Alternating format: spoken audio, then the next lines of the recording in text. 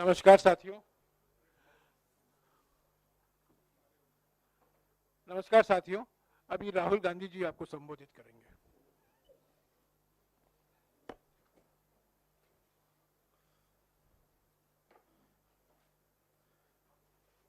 नमस्कार, कैसे हैं आप लोग? ठीक है? गर्मी काफी है। हाँ?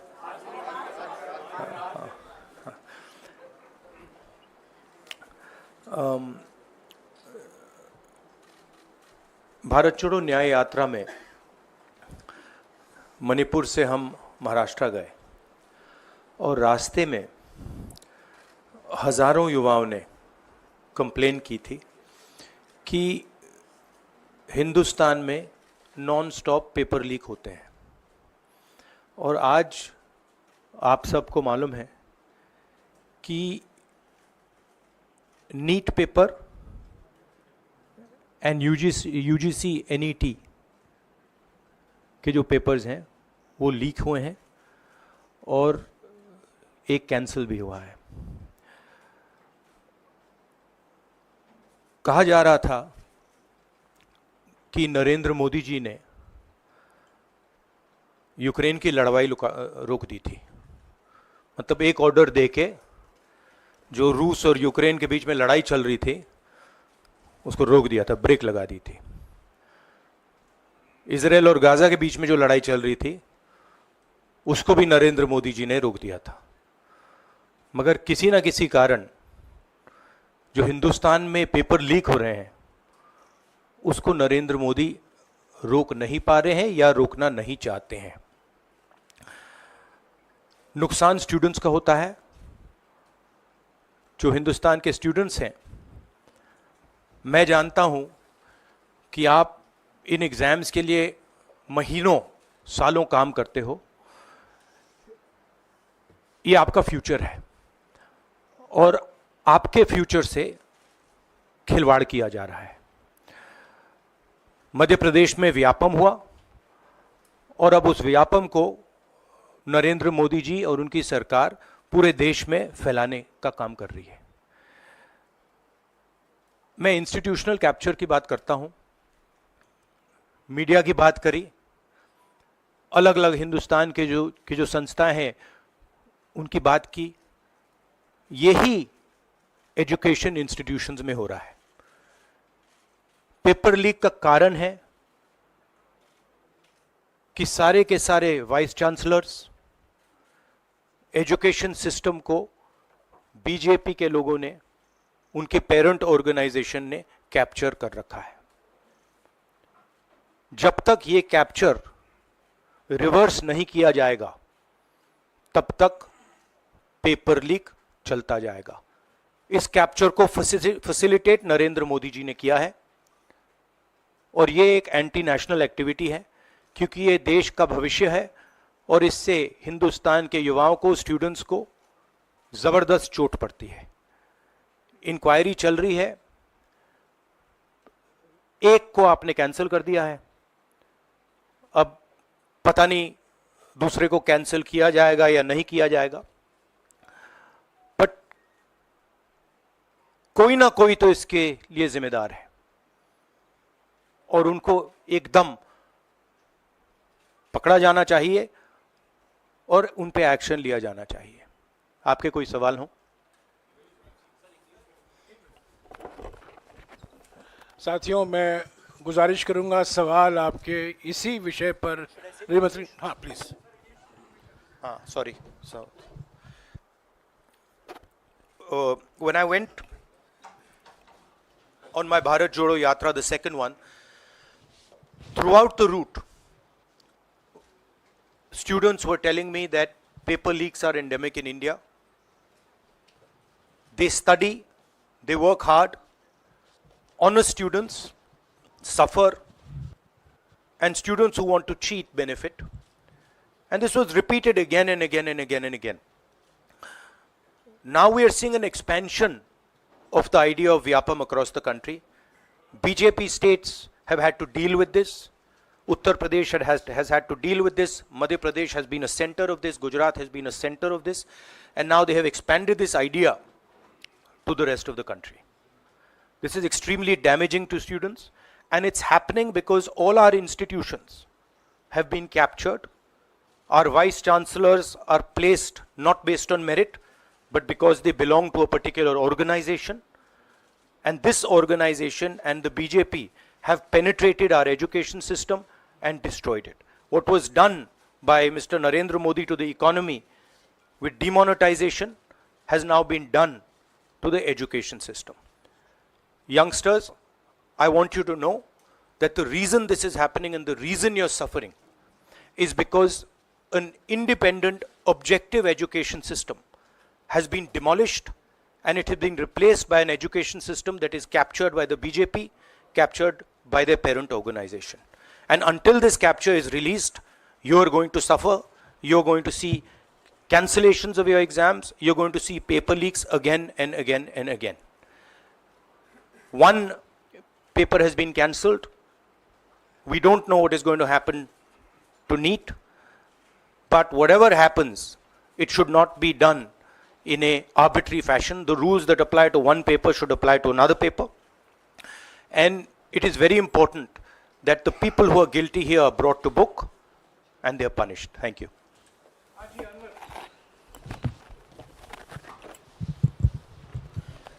सर, सोमवार से संसद का सत्र शुरू हो रहा है, तो क्या आप निजी तौर पर लोकसभा में इस विषय को उठाएंगे और आप यह मांग करेंगे कि प्रधानमंत्री मोदी खुद सदन में आकर जवाब दें इस विषय पर, क्योंकि ये छात्रों के भविष्य से जुड़ा विषय है?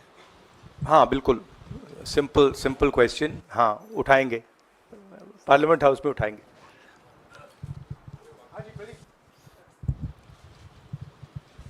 Thank you sir. Rahul ji मैं इधर हूँ. सवाल ये है कि जो एजुकेशन सिस्टम इस वक्त है और जिस तरीके से जो पेपर लीक हुए, जिसका आरोप भी आपने लगाया और जो सामने भी आया है, रद्द भी हुआ है कल परीक्षा, लेकिन सबसे बड़ा सवाल ये है कि बदलाव क्या होने चाहिए, वो बदलाव जो इससे परीक्षा लीक रुके, वो क्या आपके पास फार्मूला? हमारे मैनिफेस्टो में हमने लिखा था. देखिए, 2-3 चीज़ें हैं. सबसे पहले जो शिक्षा का सिस्टम है उसको एक संगठन ने कैप्चर कर रखा है. अपने लोगों को हर पोस्ट पे यही डालते हैं. वाइस चांसलर्स की लिस्ट निकाल लीजिए, पता लग जाएगा. तो इसको रिवर्स करना होगा. दूसरी बात, मैनिफेस्टो में हमने साफ कहा कि पेपर लीक होने के बाद कार्रवाई करना एक बात है, बहुत जरूरी है, और स्ट्रिक्ट से स्ट्रिक्ट कार्रवाई होनी चाहिए. मगर हमने यह भी कहा था कि पेपर लीक होने से पहले जो सिस्टम्स हैं, जो यूनिवर्सिटी के एग्जाम्स के रूल्स हैं, सिस्टम्स हैं, इनको फिर से असेस करना पड़ेगा, इनको स्टडी कर रीडिजाइन करना पड़ेगा. ये दोनों काम हमने अपने मैनिफेस्टो में साफ लिखे हैं, और विपक्ष दबाव डालकर ये दो काम सरकार से करवाने की कोशिश करेगा.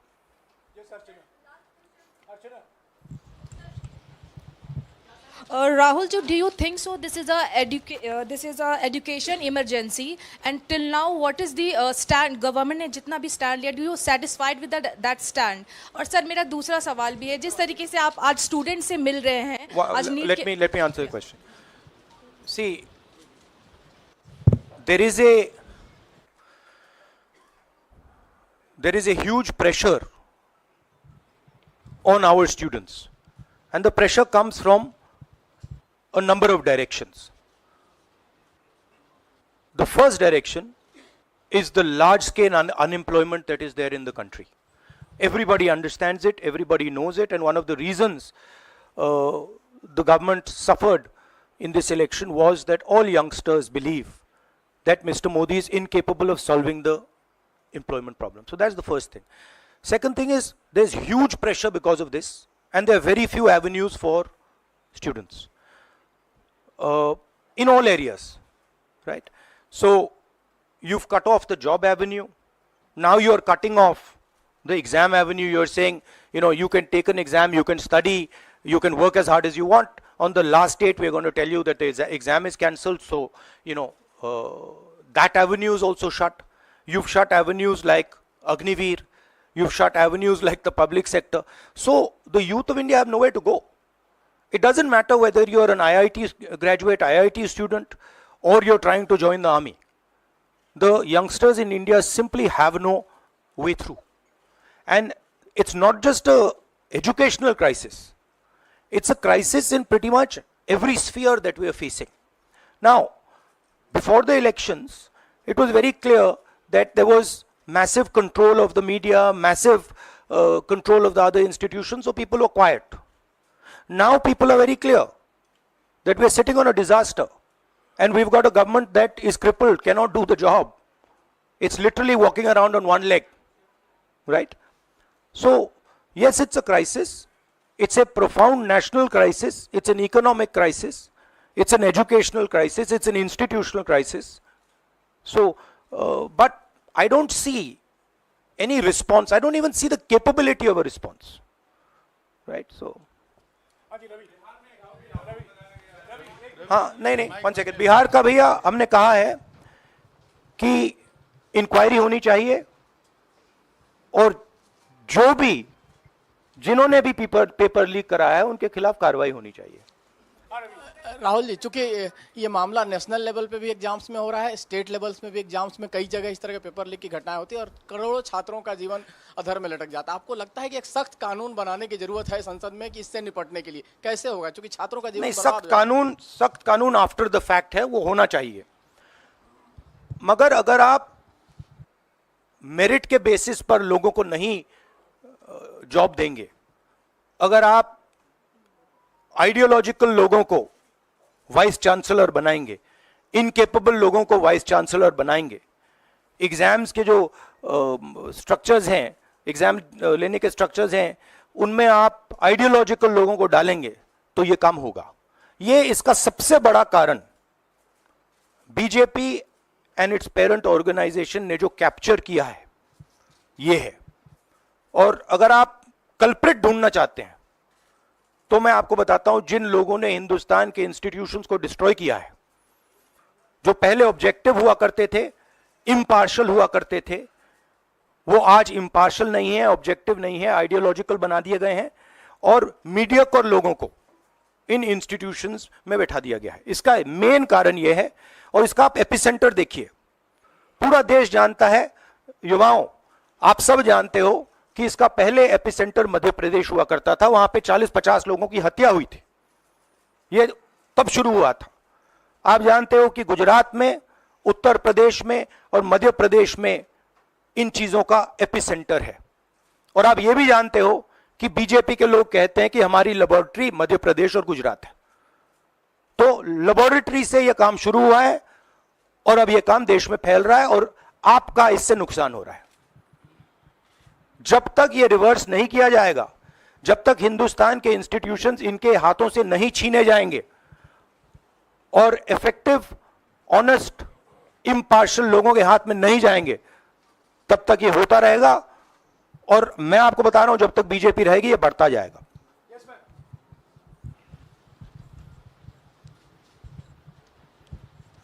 सर, एनटीए के अंदर सारे एग्ज़ाम्स आने लग गए हैं, नीट भी, नेट भी, और इवन कॉलेज एडमिशन्स भी उसी पे हो रहे हैं। तो आपको लग रहा है ट्रांसपेरेंसी कहीं ना कहीं वहीं ख़त्म हो जा रही है, क्योंकि वो एक एजेंसी जो है वही सारा कंडक्ट करा रही है। तो आपने पार्लियामेंट में इस मुद्दे को उठाने को सोचा है कि एनटीए को कहीं ख़त्म करने की ज़रूरत है या बदलाव करने की ज़रूरत है? नहीं, देखिए, अगर हिंदुस्तान में बहुत सारे ऑनेस्ट लोग हैं, बहुत सारे ऑब्जेक्टिव लोग हैं, अगर ऑब्जेक्टिव लोगों को, ऑनेस्ट लोगों को आप ये काम दोगे, पेपर लीक नहीं होगा।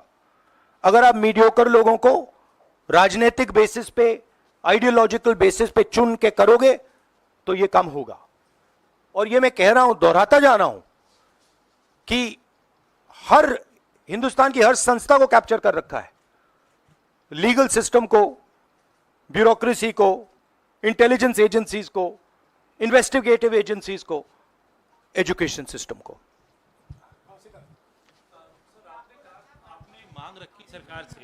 आपने अपनी मांगे रखी हैं सरकार से, लेकिन सरकार के पक्ष पहले ही सामने आ गया। एनटीए को जो एनटीए है एजेंसी, उसको क्लीन चिट एक तरीके से एचआरडी मिनिस्टर ने पहले ही दे दी है। तो सरकार का तो कहीं ना कहीं पक्ष साफ दिखाई देता है। उनका आगे आप लोग कैसे जाएंगे? उनकी क्रेडिबिलिटी इन बातों में है ही नहीं।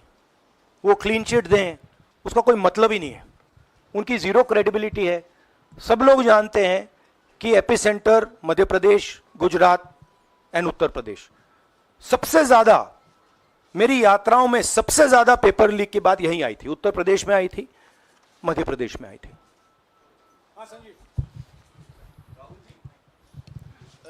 Rahul ji, NTA has conducted one test and which has been cancelled. The other is under doubt, and the court is looking into it.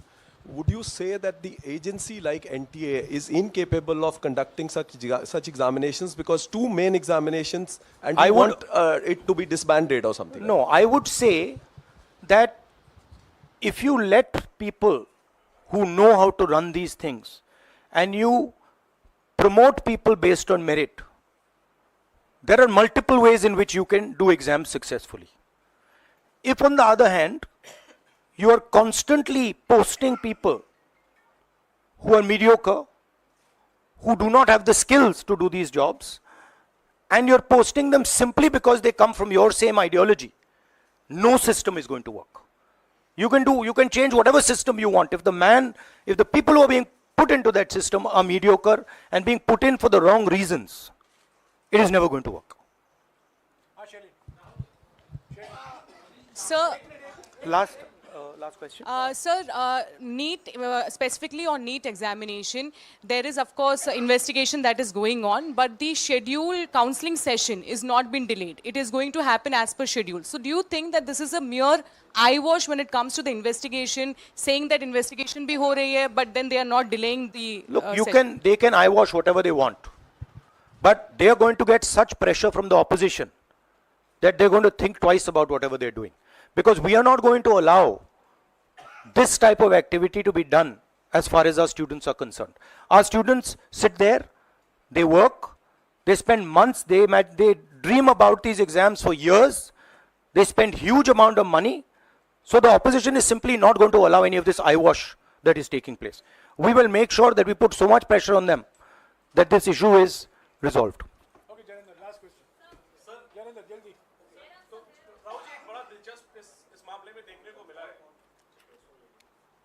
तो इसी विषय पर इस मामले में एक अजीब स्थिति है कि जो आरोपी हैं पटना में, वो स्वीकार कर रहे हैं कि उनको पेपर पहले मिल गया था, यानी सीधे सीधे पेपर लीक का केस है, और सरकार की तरफ से पहले तो क्लीन चिट दे दी गई, पेपर लीक से इनकार कर दिया गया, और अब बिल्कुल रेडियो साइलेंस है, नेट कैंसिल हो गया, नीट पर अभी भी स्थिति साफ नहीं है।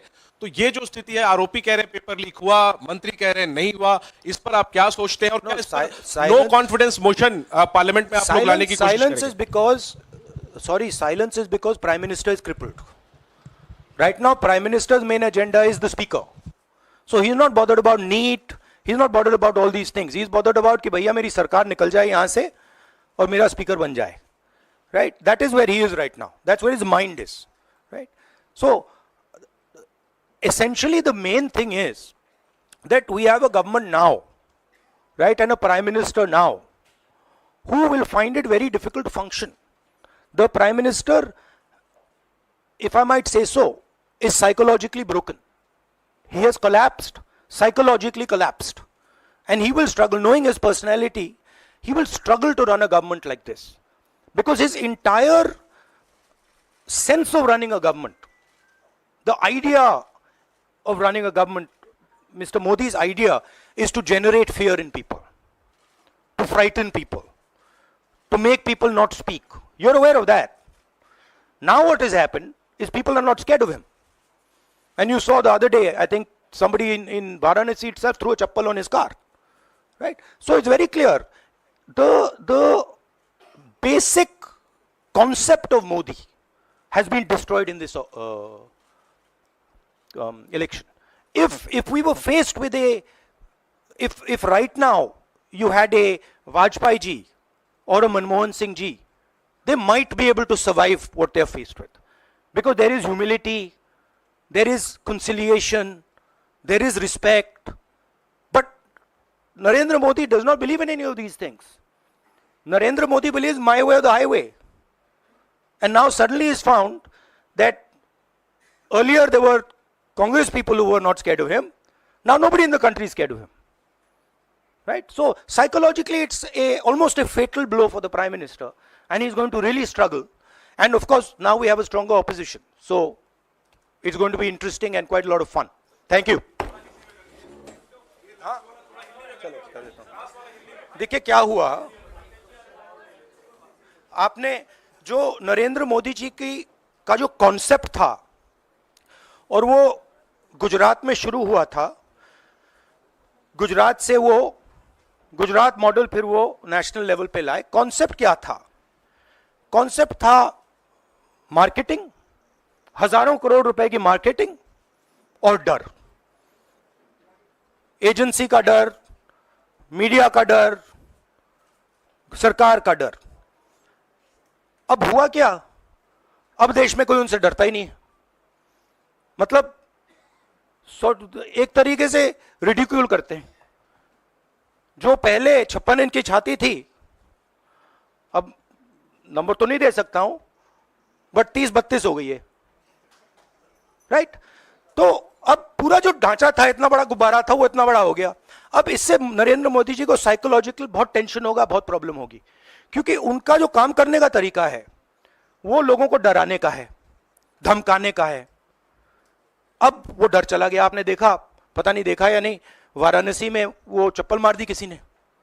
अब आप इमेजिन कीजिए, चुनाव से पहले अगर कोई मारना भी चाहता था डरता, तो वो जो डर था वो गायब हो गया, खत्म हो गया।